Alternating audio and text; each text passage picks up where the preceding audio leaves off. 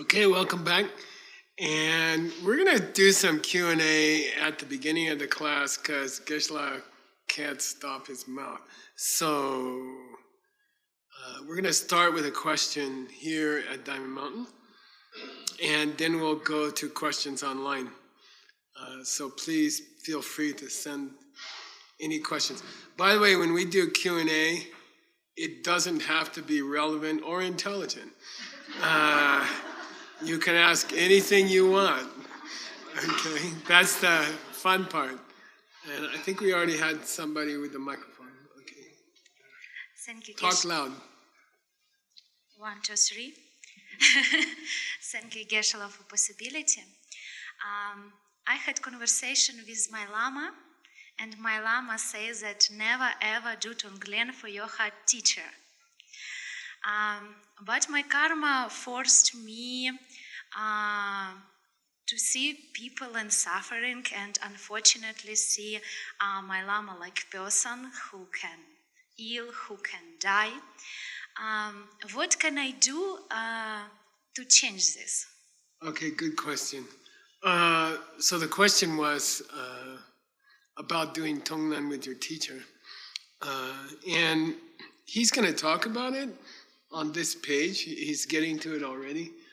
But generally, I'll just go there. He says,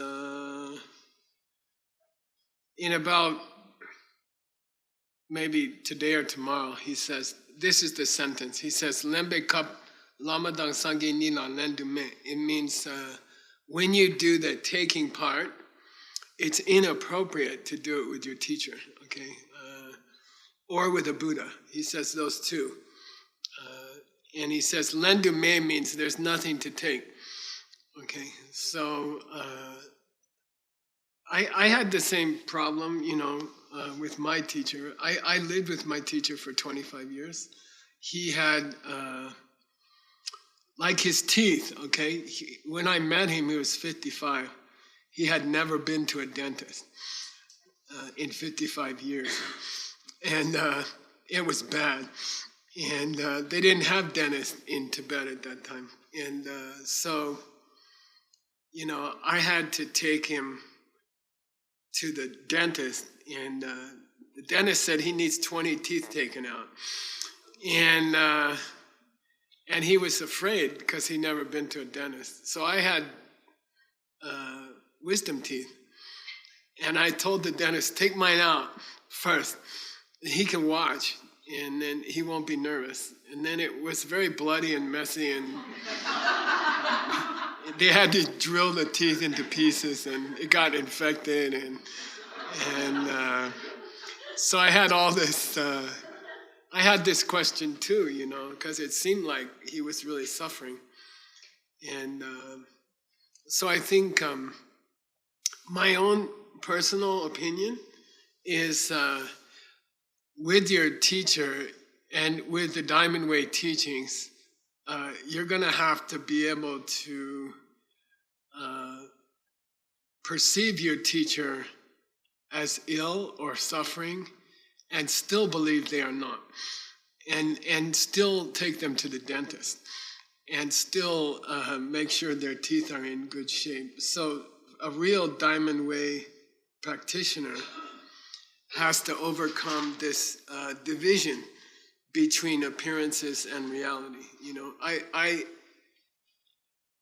I feel a very serious responsibility to make sure my Lama's health is taken care of, and I spend a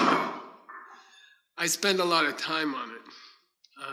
I spend a lot of time on arranging doctors and stuff, and at the same time, I don't perceive my Lama as needing a doctor. Okay, so I think when you practice Diamond Way, that's something you're going to have to live with. You have to balance taking care of your teacher's health with all of your resources, and then on the other hand, believing that they are not sick. Okay. And seeing that they are not really sick. So that's one of the Diamond Way practices you have to get good at. And so you have to, I'll tell you this, how about this way? If you work the way you should work to take care of your lama's health, one day you will see that they don't need it. How's that? Okay? But if you don't work to take care of their health, you will never see that they don't need it. Got it? How's that? All right, okay. Other question, Timothy, you got some online? Yeah, so online, there's been several questions. I'm going to combine it into one question here. There's several questions about balancing priorities in life. So how do we balance, one of the questions is about how do we balance the, perhaps our Dharma life with our work life, or balancing taking care of ourselves and taking care of others. And then asking the question of finding the Punsumba, the third way. So the questions keep coming back to what is the seed to be able to not see this compartmentalization so that we can actually see these creative ways. Yeah, because in class, one of the questions says in the class, you're asking us to do it, but what's the seed that will allow us to be able to do it? Yeah, good question. So look, I understand that I have to learn to, like taking care of others or taking care of myself. I understand that I need to do both. And it doesn't feel like I have time. It feels like I have to sacrifice one or the other. And, I understand that there are Buddhas who can do both at the same time. I'm not at that level. I only have so many hours in a day. I only have two hands. I'm not like Avalokiteshvara with 1,000 arms or something. I don't have that capacity. So I have to deal with my limited resources. And for example, it's very common for new Buddhists to over-Buddhicize and burn out and then quit. And then they never come back. And if you're in the Dharma business, you've seen it a million times. And people get all excited about doing Tonglen or taking care of other people. And then they neglect their own health. They neglect their own family. They neglect their prior commitments that they made before they met Buddhism, like a marriage. And they get in trouble. So the question is basically this: if I'm a normal person and I'm limited with my time, then how do I manage my time, and what are some creative things I can do to plant the seeds for Punsumba, to see these third options, And I'll start with I went to a Tibetan doctor recently. I haven't been to a Tibetan doctor for 40 years or something. And I translated for two famous doctors, the two most famous modern, 20th century doctors. I was their translators. And and I remember the first doctor I translated for, he gave a talk at Nancy Karen's loft in New York, these big cheap spaces in dangerous neighborhoods, and she had a baby in her arms named Alice. How old is she now? 40? 40 something. She's a doctor herself. Anyway, she was in the class in Nancy's arms. That's how old it was. And the doctor somebody said, what gives people cancer? And he said, many things that you guys don't understand, He said, I'll give you some things that you don't even know, you don't even think about. Did you ever buy new tires for your car? And everybody said, yeah, I bought tires for my car. He says, why did you buy new tires for your car? And we're like, because the tires wore out. He says, when a tire wears out, where does the rubber go? And we're like, I don't know. It wears off the tire. In New York City, there's 1.5 million people commuting in every day. They drive in, many of them. Then the tires, he says the rubber goes off the tires, it particularizes, it gets into the air. In Manhattan, you're breathing rubber all day. Of course you're going to get cancer, And we're all like, wow, we never thought of that. And he says, I'll tell you another thing. This your processed food in plastic and cans, it causes cancer. The food in processed food causes cancer. He says, you can't eat that stuff. You got to eat fresh food. And then he went on like that, and finally somebody raised their hand and they said, look, I'm just a normal person. I live in a normal apartment. I go to a normal store. I got to eat something. I got to buy something. I got to breathe something. What am I supposed to do, And he gave some advice, and he said, try to eat more fresh food and avoid putting your nose near the exhaust of the cars. And then he said, then he looked at me and he said, and tell that guy to stop using the word normal. And I'm like, what? And he said, it's bad luck to talk about yourself as normal, And I said, well, what do you mean? And he said, nobody's normal. You are all amazing, And I'm like, wait, I thought you were just teaching medicine, And he goes off on this thing and he says, the reason you get sick is because you think you're normal. That's the worst thing you can do. You are all special. You're super special people. You heard Buddhism. You're the one person out of 1 million who came to Diamond Mountain or more. You're like effing amazing, You are special, special people. And he went ranting. He was ranting for like half an hour on this thing, that don't call yourselves normal.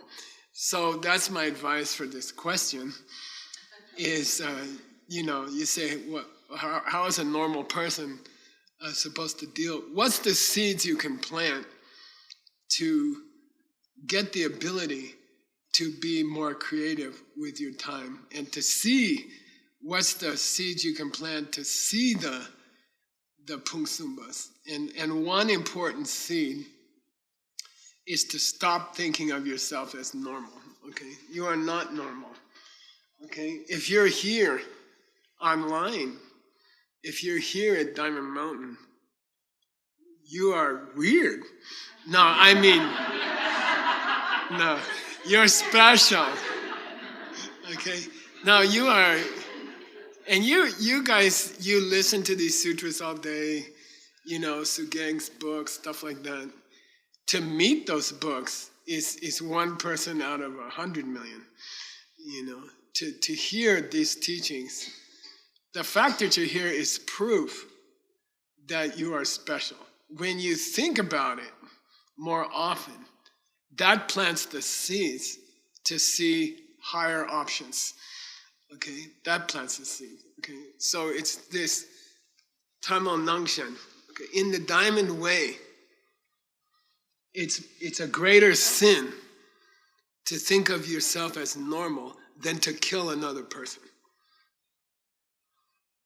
Okay? All right. So if you kind of fix that one, you'll plant the seeds to see those options, third options. Okay? Cool? And I'll tell you another thing about Buddhism. The real antidotes for things are totally fun. Okay? Like when the real solutions to problems are totally fun. Okay? If you think a solution sounds difficult or unpleasant or a drudgery, you're in the wrong place. Because all the highest solutions to problems are totally fun. Okay?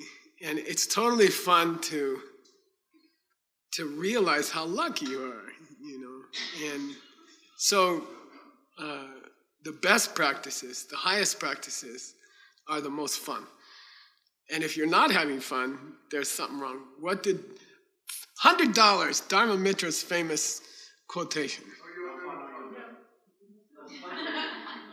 I want the whole thing. If you want the whole money, I need the whole quotation. No yoga, no pain. Who said that? All right, stop. Cancel the bet. Dharma Mitra said, no pain, no gain, no fun, no yoga. Okay? It should be, somebody should attach it to the 4th chapter of the Yoga Sutra, which they also attach to the Yoga Sutra. Okay. Actually, Geshe-la, Aisha gets it because she had it in the chat before you canceled the bet. Aisha, that's cheating. Her husband is like Dharma Mitra's main student. Okay, $100 for Aisha. Add it to my tab with Anatole. I owe Anatole some money. Okay. All right. Let's go back to the book.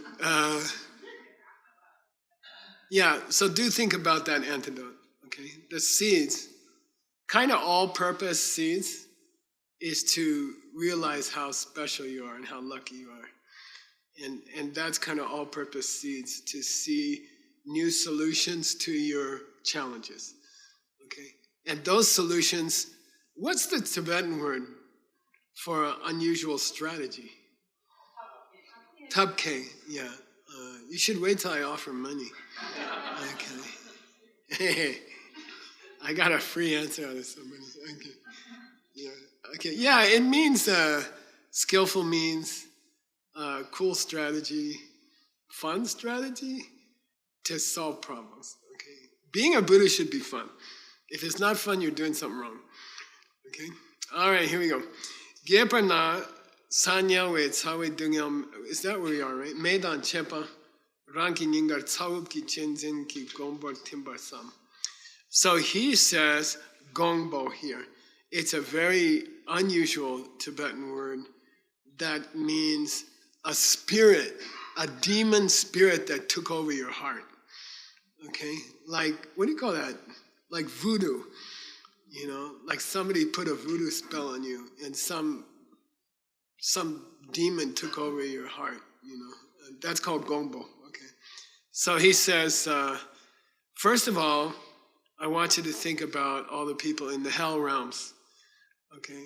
And I think of Ukraine with missiles coming down, like that must be a similar feeling, I think. Kind of helpless, helpless terror. Think of there are beings who live like that in the hot hells, in hells. There's a Christian writer who's very great, very good to read. Oh, what's his name? C.S. Lewis. No, is it? Yeah. What's the book? Screw tape letters. Yeah. Screw tape is an old word for the devil. And it's called Screw Tape Letters. And it's a beautiful book of letters from the devil to his nephew. His nephew has come to earth and he's assigned to corrupt a young man. And he keeps failing. The young man keeps being pure. And the uncle's getting really upset because his nephew's not corrupting the guy very well. And C.S. Lewis said it was very painful to write the book because he had to put his mind in the devil's mind, Anyway, the devil is bragging in that book. He says, one of the greatest achievements of devils in modern times is to make people feel not modern if they believe in hell. One of the greatest achievements of the devils in the world is to get modern people to say there is no hell, or that hell is an old stupid idea of Dante or the Catholic Church or something. He's like, one of the greatest achievements of the forces of evil in this world is to convince people that you are stupid or corny if you believe in hell, and it's really true. Okay, there is a place like that, and it's easy to go there, and it's hard not to go there, and they are suffering. So you take all that fire, all that confusion. I mean, think of an apartment building burning from a missile hit or something, and then just so means you just sweep up all the fire in your arms like this. You just embrace the fire and you jam it into your heart, and you feed it to that demon of your selfishness. Okay, it's really a beautiful image. Whole apartment's on fire. Whole apartment building is on fire. A missile just hit, and you take your arms like this and you go, and that's called whoop, sa whoop. You go, and you jam it into your heart and you feed it to your selfishness. Okay, and he's like, and then it disappears. They say it's really important that it disappears within a second. Okay, you don't keep it there and say, "Oh, look, my heart's burning." Okay, all right. You have to put it out, but before you take the next breath, that fire should be gone, and it should have killed the demon. Both are gone. Okay. There's a practice. My teacher called it the cigarette smoke practice, and the next moment after you feed the fire to the demon should disappear. And my teacher said, Marlboro, dum dum, should be like cigarette smoke goes, like on a windy day, like cigarette smoke. The last part of cigarette smoke just goes, and then the demon's gone, and the hell realms are all comfortable, like that. Okay, so cigarette smoke at the end. Okay. Last bit, then all the selfishness is gone. Okay, so I'd like you to practice that today. Okay, question, loud, box, blue box.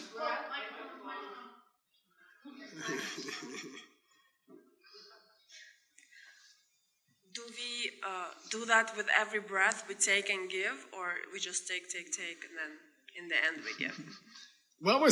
She asked, with each breath, should I take it? I don't think you can do it with each breath.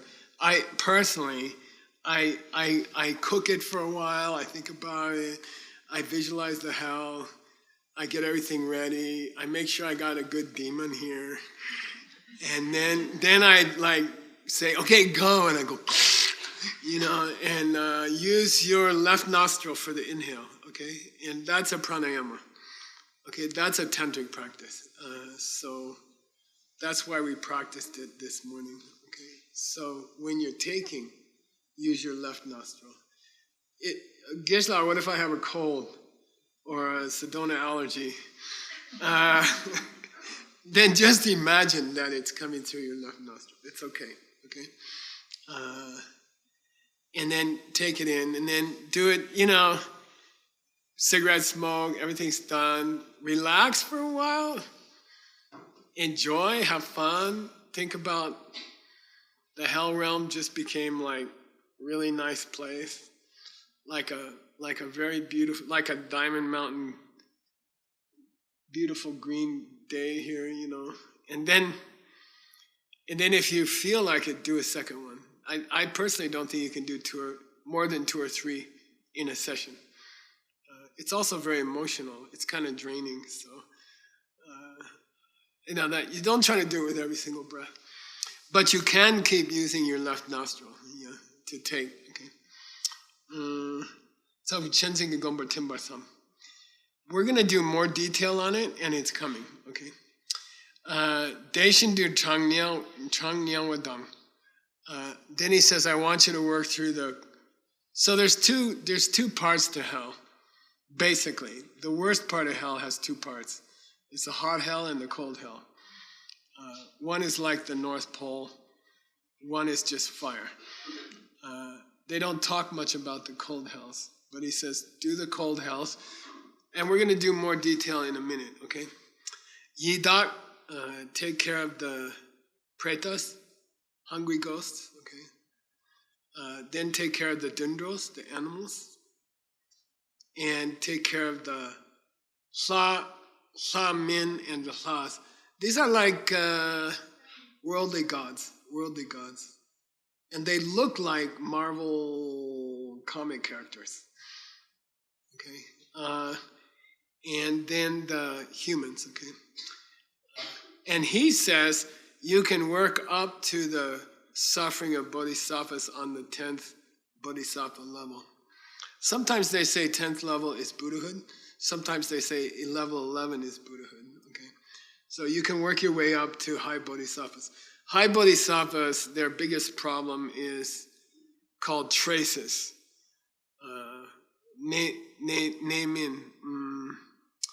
Traces, subtle traces of problems that they had millions of years ago. Okay, like in the way they walk and stuff. Okay, weird little things. Okay. Digdib so rangten du lembra samne, dungel dan telshin digdib jawan mupadam. As soon as you do the taking, it's really important to do that kind of a dakshin yamje. What's that? Dakshin jewa. Yeah, exchange yourself with others and feel how it feels to those guys. They're like, wow, that's nice. Thank you. So put yourself in their shoes after the lemba. Put yourself in the shoes of the person whose suffering you took away and see how much it feels to them. And it doesn't hurt to feel how grateful they feel towards you. Okay? That's fine. Okay? So feel, after you do the lemba, after you take the problems from other people, briefly put yourself in their shoes and feel how good it feels. And then see how good it feels to be the hero. Okay? Because they're looking at you and saying, oh my God, you just put an air conditioner in the hell realms. You're so great, And that's not a bad thing. It's not pride, okay? It's not pride. It's a healthy, enjoying the good stuff you've done is different from pride, okay? Pride, the sign that you're having pride about your Tonglen is when you get competitive. My Tonglen's better than Rob's, And if you can do Tonglen without pride, probably you're rejoicing and that's fun and that's great. Oh man, I just cleaned out the hothouse. I'm pretty cool, literally. Okay. All right. That's fine. So Mapa means it's important to do that little exchange at the end and see how nice it feels that hell was emptied out. Or that hell has become like Diamond Mountain on a good day. Okay, all right? And then he says, Data dagla mimba gyurchik chekyamun. And there's also a side meditation you can do after you do, and by the way, I do want you to do it today, okay? So you're cleaning out the hell realms, then you're doing the exchange, and you're looking at yourself as the hero, and thank you very much. And then you're gonna tell the hell realm guy, and by the way, I'm here to take the rest of your crap also. Okay, I'm here to take the rest of your bad seeds. I will take them. Okay, if you have any more bad seeds lined up for the future, give me those now at the same time. Let's clean out the whole show. I'm not just gonna clean out your current hell realm. You got any bad seeds left in there you want to give me? I'll vacuum cleaner those also. And then you do this clever thing where every time something goes wrong for the whole week, you're like, yay, I used up those extra bad seeds, okay? Because look, you're going to have bad stuff happen this week anyway, right? Until you're a Buddha. Bad stuff's going to happen. You're going to have disappointments. The car's not going to start. You know, the flight from Lucerne is going to be late. Stuff happens. And then you can say, secretly in your heart, you can say, I just used up a few of that Hell Realm guy's bad seeds that I took, that I vacuum cleaned, okay? All right? So then every other mess up in your whole year, you can blame the other guy's seeds, okay? And you can congratulate yourself, you know? Hey, my car didn't start, good job. You know, hey, my boss yelled at me, yay, good job. You know, Ronnie.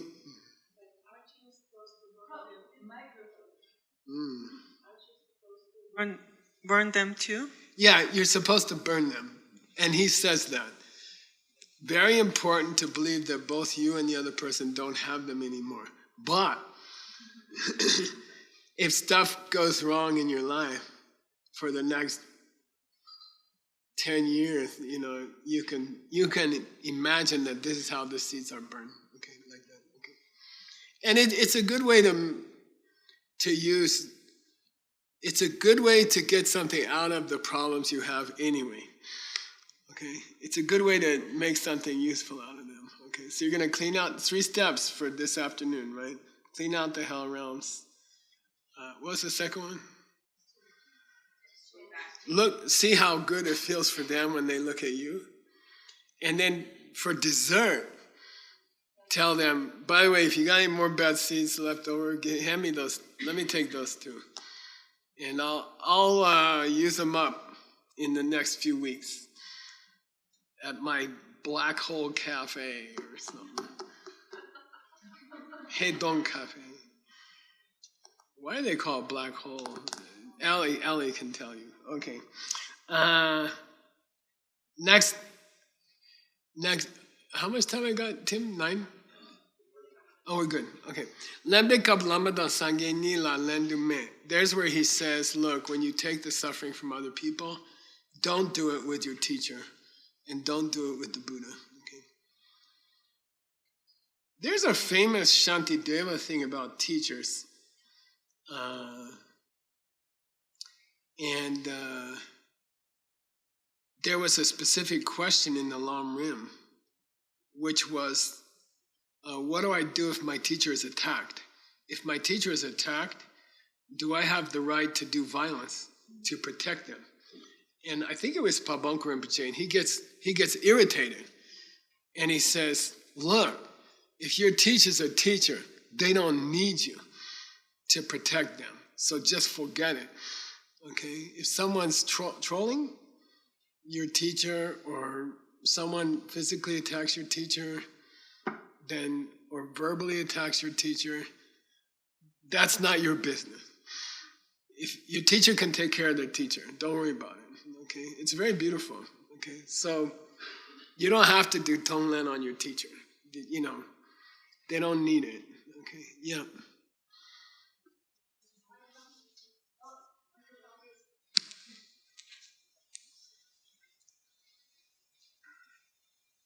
I have a question to clarify, but can you do the Tonglen with your teacher? Oh, sure. You can sit together and take the Hell Realm's fire away. That's fine. Thank you so much. Yeah. That's what we're doing. Okay. So there's no need to, in Buddhism, we don't have this thing of you can do violence if you're protecting your teacher or something like that. There's no such thing. Okay? You can't do violence to anybody. Nandume, Kansaki Rikla Loy Nupa Tomenchen Mangwena. Now he goes a very beautiful direction. And he says, Kansaki Rikla, he says, look, there's many kinds of people in the world. And there's many different personality types. Okay, Rik means personality type. Loy Nupa, also people's mental capacity, their spiritual capacity it's big difference. Different people, like, I don't know. I'm okay with irritating people. Rarely do I get angry. Rarely. My specialty is jealousy or desire. See, so we all specialize. Some of us specialize in everything. But he says, look, everybody's got different personalities, okay? So he says, there's going to be le damboa. Say le? Damboa. So le means karma in Tibetan, but it also means work. So le damboa means beginner, a beginner. Okay, so he says, if you're a le damboa, ka chik, Tonglen gomba minupa, nibnubang jung. He says, look, there's people who are just starting out in Buddhism, and they're not ready even for Tonglen. Okay, they can't do it. Okay, it's gonna hurt them to try to take the pain from other people. They're already having a bad day. Then tell them to take away other people's problems. They're like, look, I'm already having a breakdown. I can't handle any more problems. And Pabonko Rinpoche says, okay, there's those kind of days. There's days when you're not gonna do it. You know, my yoga teacher, David Swenson, he's like, there's days when you get on the mat and you should just get off the mat. I like those days. And it's just not gonna work today, okay? He says, so what if you're that kind of person? Or what if you're having a bad day and you don't feel like going to the hell realms today because you're already having a hard day? Then he says, I got a meditation for you. Okay, so that the Lamrim goes off on another thing. Here's the meditation picture. Do Tonglen on yourself. Okay, do Tonglen on yourself. If you're having a bad day and you can't handle doing Tonglen on somebody else, then okay, just do Tonglen on yourself. Okay, and by the way, if Pabonko Rinpoche was here, he'd say that's fine. You know, we all got days when Tonglen's too much. You know, you don't have to go visit the hell realm every day. You know, there's days like tax days coming up, right? April 5th, we got a financial. When did? 18th. Oh, it's not the 15th anymore? Oh, there's this. Anyway, it's enough stress this week that we don't need more stress. I got the IRS, I don't need the hell realm. You know, so you can go there, okay? You can do Tonglen on yourself, okay? And I'd like you to practice that also today, okay? So you're gonna do hell realms, 3 parts, right? And we're gonna describe how to do Tonglen on yourself, okay? And here's the instructions for it. And it's very beautiful, okay? Detabe rigla, if you're having a day like that, Lembe Korim Rangne Tsam, he says, go back to the 7-part Lojong, and he quotes a line from the 7-part Lojong. And it says, Lembe Korim Rangne Tsam means when you're doing the len, the taking, in Tonglen, giving and taking, you're allowed to start from yourself. Rangne Tsang means start with yourself. Okay? If you're having a hard day, or personally, like in my 3-year retreat, which I did close to here, my personal observation, maybe Kat can tell you, my meditation ability decreases as the day goes on. My best meditations are in the right after dawn, and then the mid-morning is really good. After lunch is hopeless. Evening is more hopeless.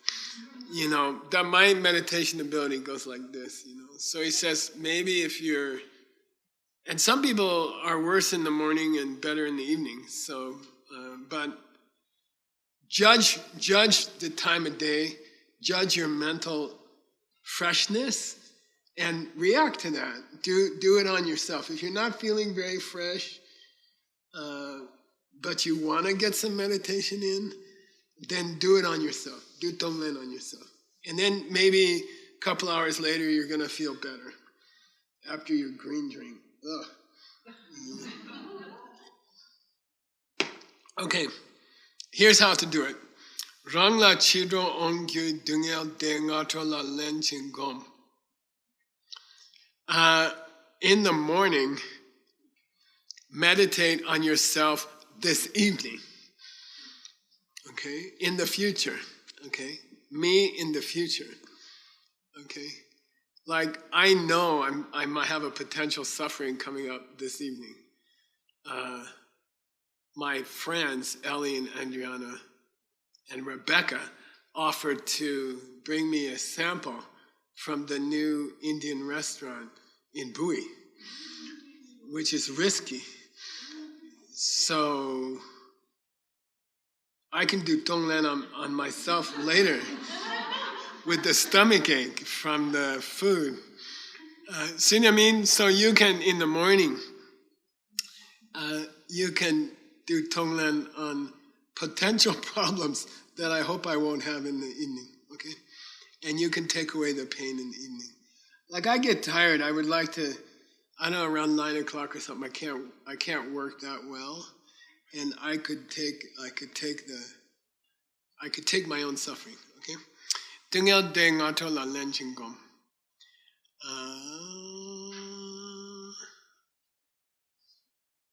And that's what the Lojong says, okay? That's the big letters down below, you guys. Keep going. Yeah, there. Okay. Lembe Gorem. Here's the original Lojong, okay? I always like to go get it. This is from the 12th century, probably. Lembe Gorem Rang Ne Tsi Shepa. When the text says, start your taking practice from yourself, Dagla kewa chime chima pendang. Tana, you can start with the suffering you're going to have in your next lifetime. But if you're not up for that, Tana sang pen mingyu dunya kunjung tamje. You could just start with the problems you might have tomorrow, and you can take them today. Okay, that's the ancient text. Mimba gyur chik nyam desam. Desampe kengen droksu gyurwa gopayu. Kengen droksu gyurpa. What's tropo in Tibetan? Tropo. Tropo means friend. So he says, in this way, your future problems can become your buddies. It's a cute, it's very kadampa. Your future problems will become your friends. You know, like that, okay? Droksu gyurpa. All right.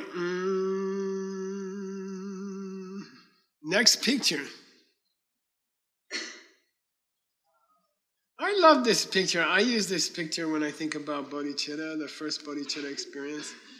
It's the closest picture I've ever seen to that experience. And so we're going to talk about expanding that taking to other planets, okay? Expanding this taking and giving and taking to other planets. Okay. Here we go. Dene sanki de tering la lemba. You could take this evening's problems this morning. I like this, especially if I have a meeting with someone that I know is going to be tense. And I did this in my corporate career. Like if I knew I was meeting with a difficult supplier in the afternoon, I would do Tonglen in the morning. And then when the meeting with the difficult supplier comes in the afternoon, subconsciously you remember taking away the tension. And there's less tension or there's no tension. It's kind of cool. So if you have a difficult meeting coming up, or I don't know, some emotionally difficult thing coming up, do Tonglen on yourself and get ready. And what happens is in the morning you do the Tonglen, and you visualize the meeting in the afternoon, and the supplier is yelling at you, and you're like, okay, I know, I'm sorry. And, and then you suck the tension out of you and give it to you this morning, and you destroy it, right? And then, frankly, you won't remember in the hours in between. Okay, I used to do this every day for corporate life. I would do a Tonglen in the morning on myself, and then I would forget about it. And then at 4 o'clock, the supplier comes, and suddenly I would feel somebody taking away the tension.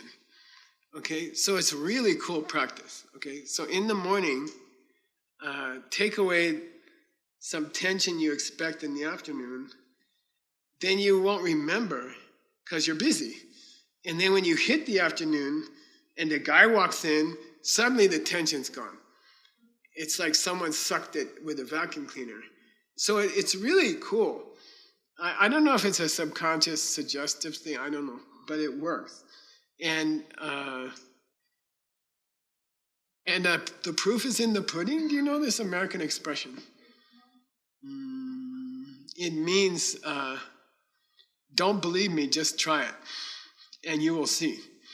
And it works. And it helped grow my company. It helped grow the company to 10,000 people from 3.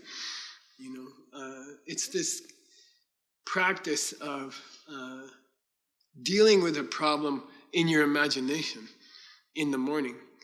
And then when you get to the problem in the afternoon, there's some strange stuff goes on, like the supplier comes in and tells you how sweet you are. And you're like, what? Weird stuff happens. Because it's all coming from you anyway, right? So you're messing with the seeds in your mind for the afternoon. Okay? In the morning, you're messing with the seeds in your mind that are going to create the afternoon. And it's a fun practice. As I said, no pain, no gain. No fun, no Buddhism. Okay, right? Okay?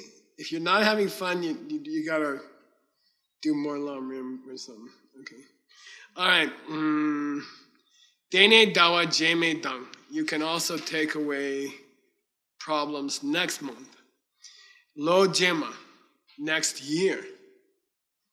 Mitse di, rest of your human existence. This one. Kiewachima, next life's problems. Okay, take away next. I don't know why we got this picture. Okay. Cherab, all of your future lives. Why not go for the big time? All your future lives up to Buddhahood. Okay. Cherab. Then start on your pa and your ma. Your apa and your ama.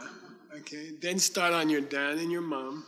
You covered all your problems up to the end of your human existence or your non-Buddha existence. So why not start with your mom and your dad? Okay. Then nyedao. Nyedao means friends and family. Friends and family. Okay. Work on them. Then parma. Pardo means in between life, between death and rebirth. But parma means neutral people in your life. People you see at the grocery store. People you see at the gas station on the way to Diamond Mountain. Okay? Just people you're never going to meet again soon. All right? Do it on them. All right? Then what's the ultimate? Ja. So Ja Chomba means enemy destroyer, right? Ja means enemy. Okay. What is that? Ari in Sanskrit. Ari in Sanskrit, not like Hebrew.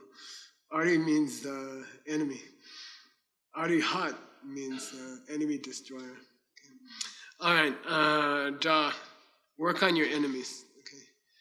And then Semjen Tamje Kipar Jang. Keep going till you cover every living creature. Okay. But I want you today to practice it with yourself tomorrow, let's say, okay, or this evening. Okay, if you're doing it this morning, yeah, just work on yourself. I'd like you to have this fallback meditation. When you're having a lousy day and the meditation just isn't working, then go to this one. Just take your own evening's problems away, and that's enough. Okay. Don't stay in a bad meditation for an hour. Okay. Lighten it up, brighten it up, or quit. Okay. But don't get to hate. They say in Tibetan, don't get to hate your meditation seat. You know, if it's really not going well, dumb it down, quit. Okay. Don't quit every day. All right, that's not meditating. Ngama la jongwa na chima la mikpa pekin dungel dictive so rang pendulong. That's a misspell. That's a miscarving in the book. It should be Kyin. Okay, I'll make a mark. Which is a very rare word.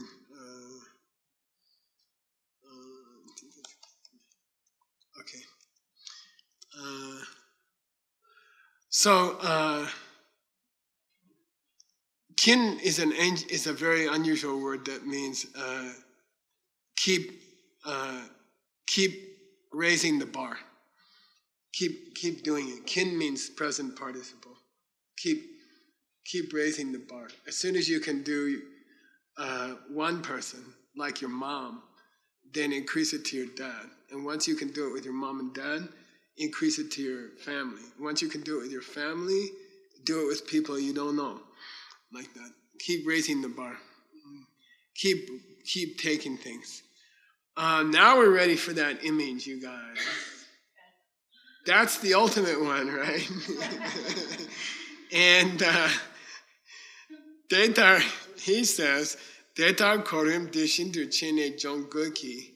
He says, you can work up through yourself this evening, yourself tomorrow, yourself this month, yourself this year, yourself the rest of this life, yourself the rest of all your lives. Start with your mom, go to your dad, go to your relatives, go to your friends, go to people you never met or cared about, and then go to your enemies, okay? Gorim Shin, he says, work up gradually, build up your strength, okay? Jonki, Dumbo ne da so, don't do it with your da. Don't start with your enemy, because you won't be able to do it wholeheartedly. All right. Don't start with your enemy, okay? But make it a goal. Have it as a goal, okay? And by the way, when you start doing your enemies, your whole life gets turned upside down. You know, then it's weird. Life becomes weird because you're taking care of your enemies instead of competing with them or hoping that they fail, and life gets strange. Okay? Then you don't have any enemies after a while. Or it's difficult to call someone your enemy. You spent the whole morning trying to take away their pain, and then you're supposed to hate them in the afternoon. It gets difficult.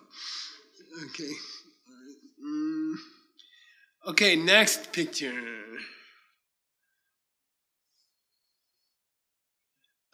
In English, it's called what? Hopscotch. And it's, I don't know, they don't teach it to boys in the 1960s, but I guess it's some kind of thing where you jump from one box to another. And it's a game. It's a children's game in America. And we call it skipping. Okay, it's a Buddhist practice. We refer to it with the lion's dance. Okay, where you jump, you skip around to different levels of meditation. Okay, Okay, so you can do a meditation where you focus on one thing for an hour or something like that. But there's also meditation practices where you can purposely jump around with control. Okay, with control. It's like a runner who runs hard, then stops, slow, faster, medium, like that. I didn't do these running machines. They have a workout. We had one in Kyoto. I forget who it was. It was Seiji or somebody on a bicycle. And they had a 20-foot TV screen. And the guy was it you, Tim? Oh, it was him. The guy's like, let's go faster. And Tim's like, And then they're like, let's slow down. And Tim's like, And then it's like you jump into different gears, and that's called skipping meditation. Okay. By the way, we're going to have an Idim examination. Okay. Idim means these idea images. It's a new word I invented. So the examination for this class, I'm going to show you pictures and say, what are they? Okay? So you should be making notes. We're on 15 now, by the way. You've had 15 pictures. And personally, I can remember the content of a teaching for a week if I have the pictures. And I test myself at home. I say, okay, hopscotch. What's hopscotch? I say, oh, that's where you skip around to different levels of Tonglen, right? In one session, you jump around to different kinds of Tonglen. Let's do the last picture. What was the last picture? We're going to go backwards, you guys. We're skipping. Yeah, this is Tonglen on your enemy. Okay, back one more, you guys. This is spread it from what to what? Do the Tonglen on. Start with this evening's yourself, or this afternoon's yourself, and then work up to all the planets in the universe, okay? Last picture. Yeah. Especially if you're having a bad day, okay? If it's just not going to work, you have a choice. Get off the meditation cushion or do Tonglen on someone who really needs it, which is me. Okay, what's the one before that? Not getting cut by Mr. Ravi. Yeah, that's our target, the 5 realms. Yeah. Microphone.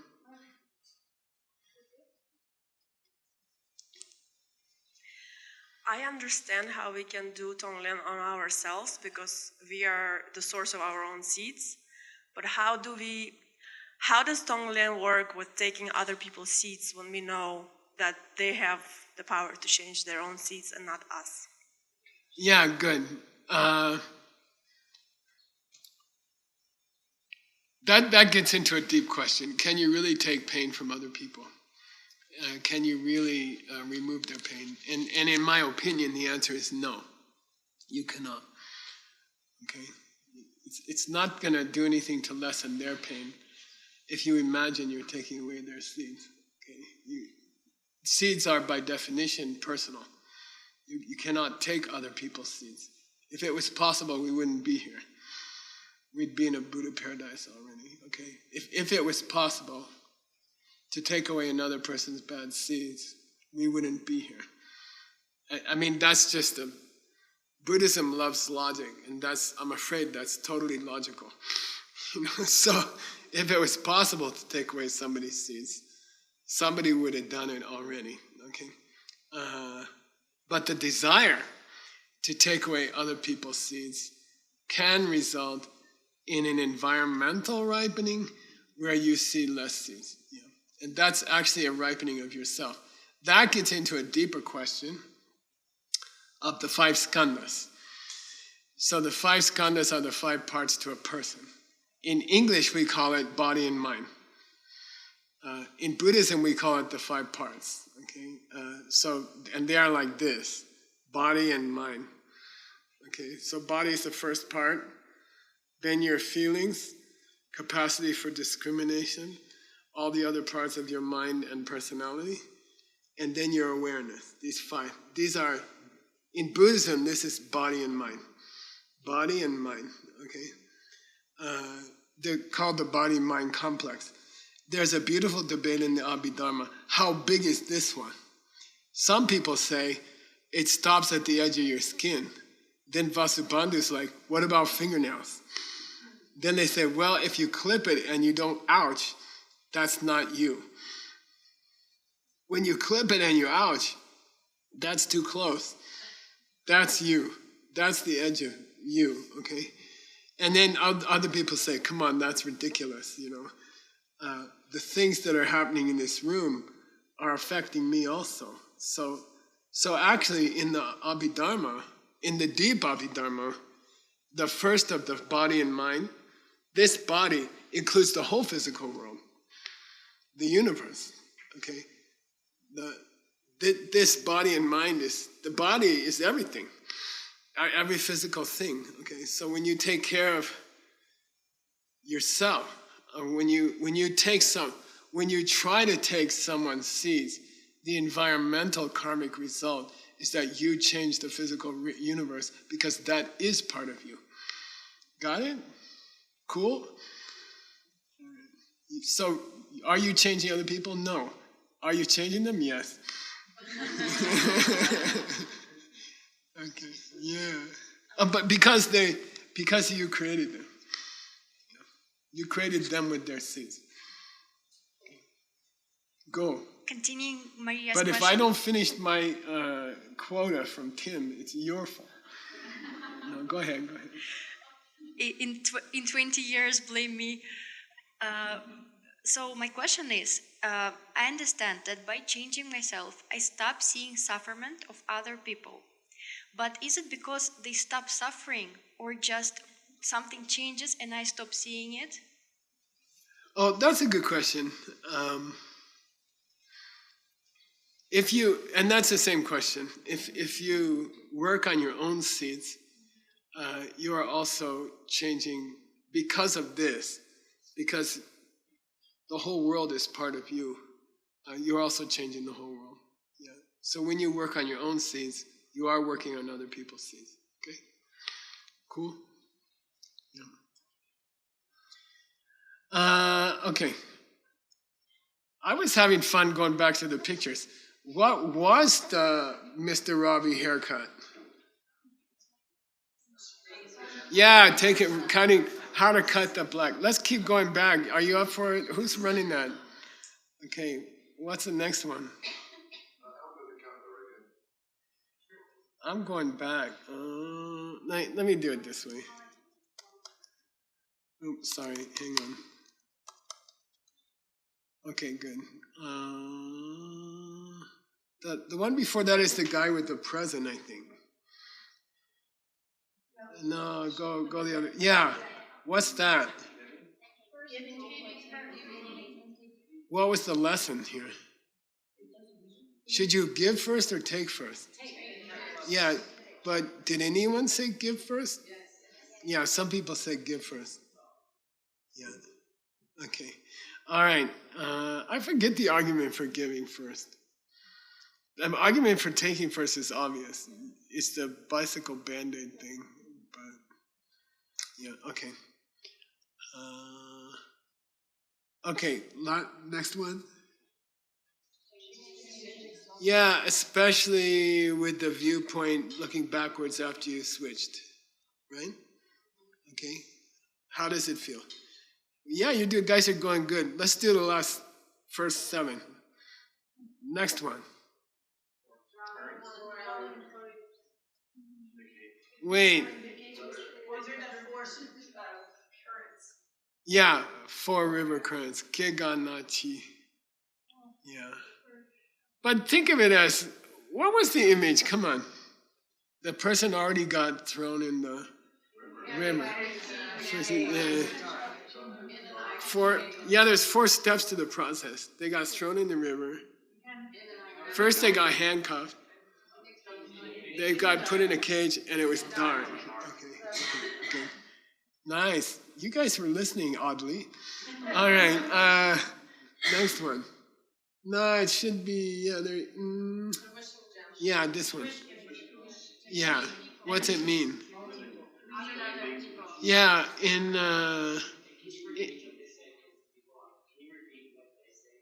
yeah, okay. In American English, we have this thing called ticket. You know, he's my ticket to heaven, or she's my ticket to heaven. Okay, like other people are your ticket. If you take care of other people, you get what you want. Okay. All right, what's the one before that? We didn't do this one, I think, but can you guess? It's when you eat a croissant. Huh? Yeah, go backwards. Take the process backwards through the whole chain. And you will reach the people who invented farming 50,000 years ago. Okay? You should be able to go back. What's a parallel meditation? Deeper. Yeah. The history of your thoughts. The history of your thoughts. And again, I tell you, if you do that one every day, you will have really weird stuff. No, I mean, you'll be able to go back to when you were a baby, and then you'll be able to go back further. And it's very exciting and very sexy. It makes you want to meditate. You know, you just follow it straight back. Yes, Mr. Chen. I can repeat. Yeshua, you mentioned that this one is good for your emptiness understanding. Is going to help you to see emptiness directly. Why is it working like that? It gets you back. Well, the main content of a Chugin Zen is you will find it easier to go back even to previous lives. The events that pop out first are every Dharma teaching you ever got. And that helps you see emptiness. Okay? When you trace your mind back to your childhood and your previous lives, the events that will come up first, the strongest events, the strongest seeds in your mind, are every teaching you ever heard. And you'll have this weird experience of remembering teachings that you went to in your past life. And that helps you see emptiness. Okay.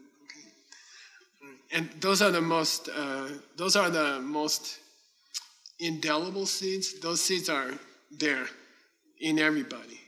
Your past Dharma classes are there. And if you do this practice, you'll hit those. Okay. Yeah. All right. One before that. Yeah, it's just kind of aspiration, okay? Are there people who have given their bodies to tigers? Yes. Should you try it today? No. Okay? Very bad idea. Okay? Just try to give away your green drink.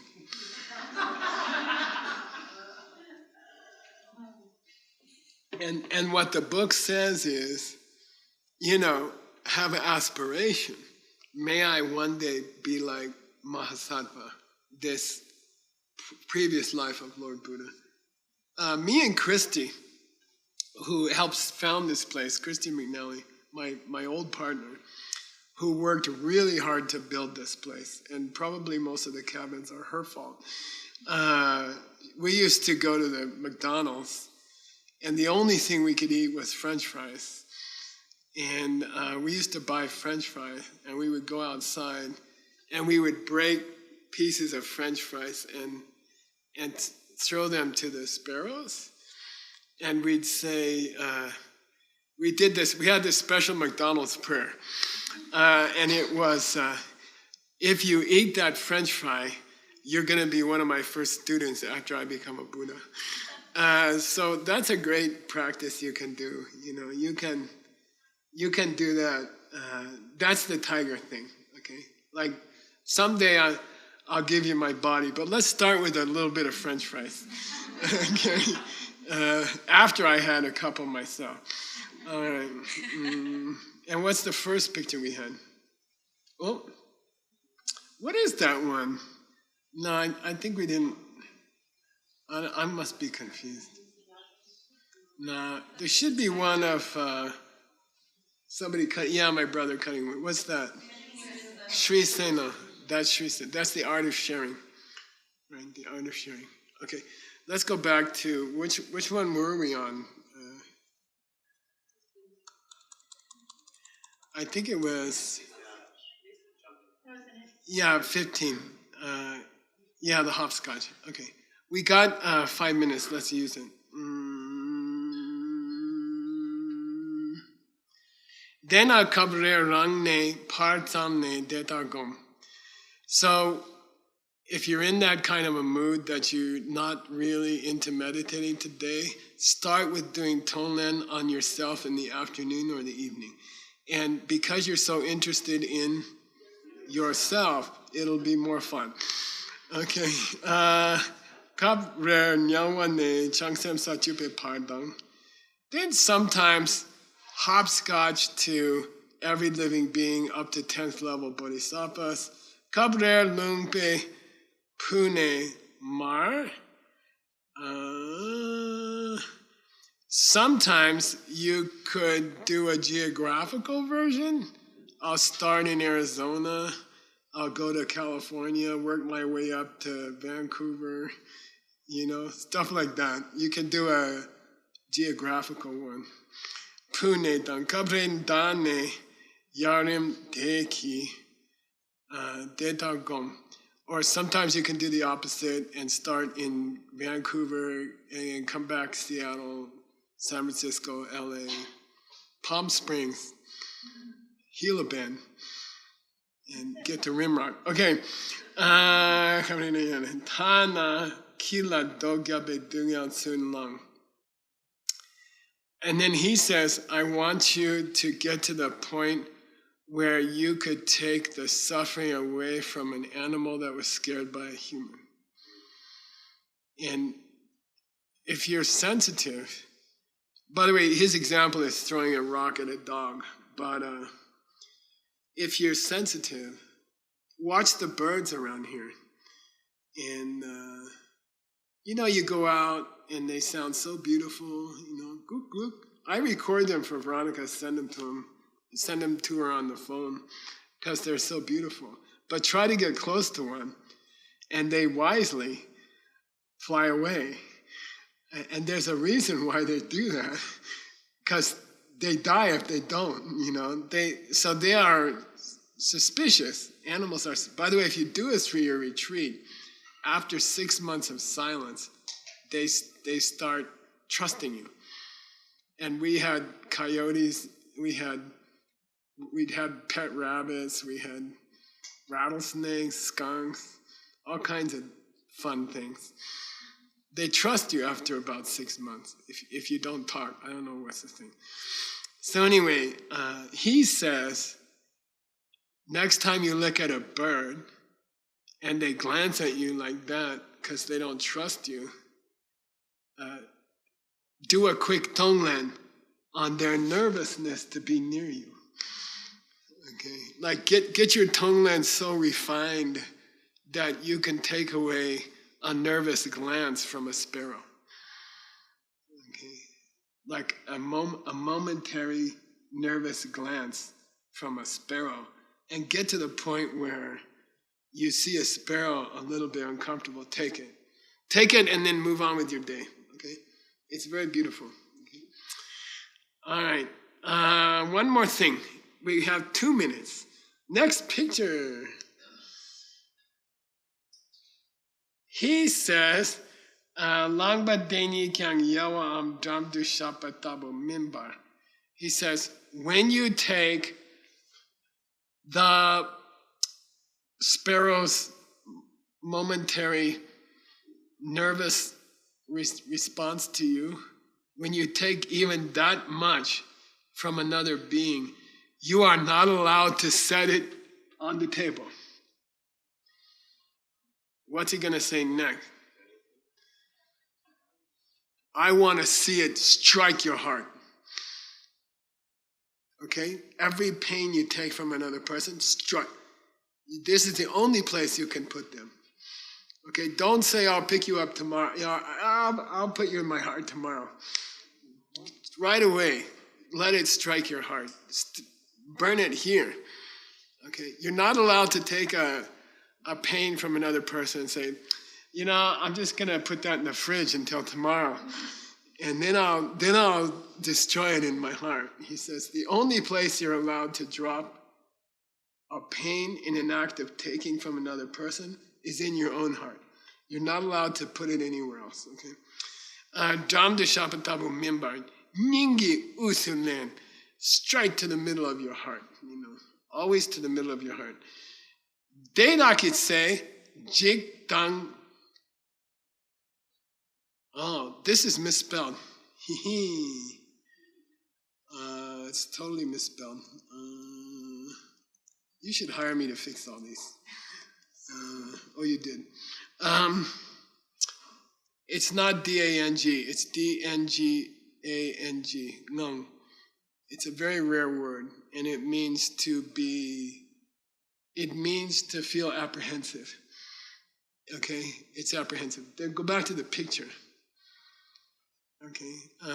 He says, and the last thing he says is, if you're doing your Tonglen right, and if all those, even the little pains of the sparrows, and you're shoving it in the right place in your heart, it should feel a little scary.